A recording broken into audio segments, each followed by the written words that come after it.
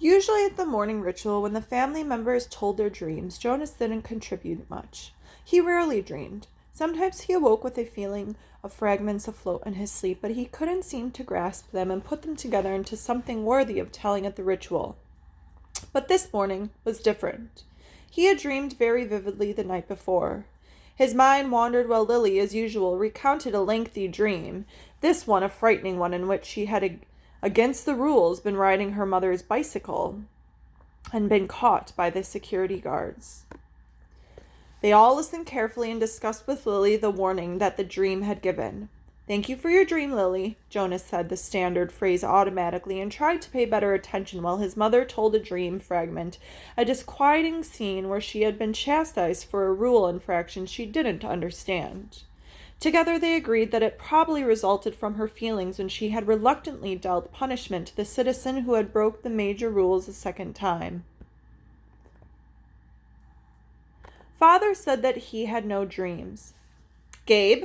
Father asked, looking downward at the basket where the new child lay gurgling after his feeding, ready to be taken back to the nurturing center for the day. They all laughed. Dream telling began with threes. If new children dreamed, no one knew.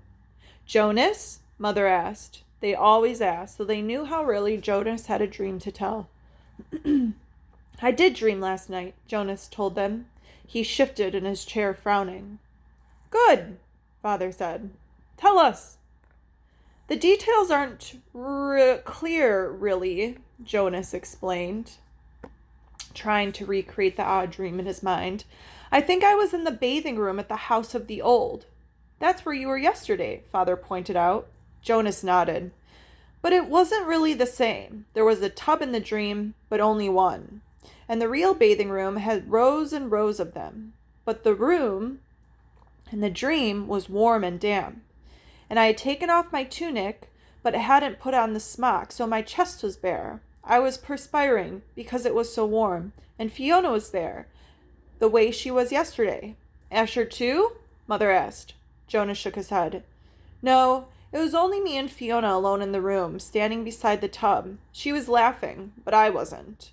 I was almost a little angry at her in the dream because she wasn't taking me seriously." "Seriously about what?" Lily asked. Jonas looked at his plate. For some reason that he didn't understand, he felt slightly embarrassed. "I think I was trying to convince her that she should get into the tub of water." He paused. He knew he had to tell all of it. That it was not only all right, but necessary to tell all of the dream. So he forced himself to relate the part that made him uneasy. "I wanted to make her take off her clothes and get into the tub," he explained quickly. "I wanted to bathe her. I had the sponge in my hand, but she wouldn't. She kept laughing and saying no." He looked up at his parents. "That's all," he said. "Can you describe the strongest feeling in your dream, son?" Father asked. Jonas thought about it. The details were murky and vague, but the feelings were clear and flooded him again, now as he thought. "The wanting," he said. "I knew that she wouldn't, and I think I knew that she shouldn't, but I wanted it so terribly. I could feel the wanting all through me." "Thank you for your dream, Jonas," Mother said. After a moment, she glanced at Father. "Lily," Father said, "it's time to leave for school. Would you walk beside me this morning and keep an eye on the new child basket? We want to be certain he doesn't wiggle himself loose." Jonas began to rise to collect his school books. He thought it surprised him that they hadn't talked about his dream at length before the thank you. Perhaps they found it confusing as he had. "Wait, Jonas," Mother said gently. "I'll write an apology to your instructor so you won't have to speak for being late." He sank back down in his chair, puzzled. He waved to his father and Lily as they left the dwelling, carrying Gabe in his basket. He watched while Mother tidied the remains of the morning meal and placed a tray by the front door for the collection crew. Finally, he sat down beside him at the table. "Jonas," she said with a smile, "the feeling you described is wanting?" It was your first stirrings.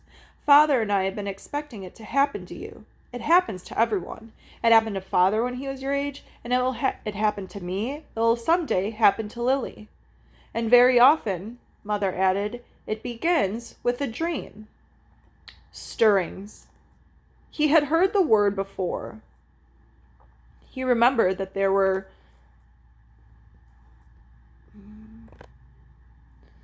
was a reference to the stirrings in the Book of Rules, though he didn't remember what it said. And now that the speaker mentioned it, attention, a reminder that stirrings must be reported in the order for treatment to take place. He had always ignored that announcement because he didn't understand it, and it had never seemed to apply to him in any way. He ignored, as most citizens did, many of the commands and the reminders read by the speaker. Do I have to report it? He asked his mother. She laughed. You did, in the dream telling. That's enough. But what's the treatment? The speaker says that treatment must take place.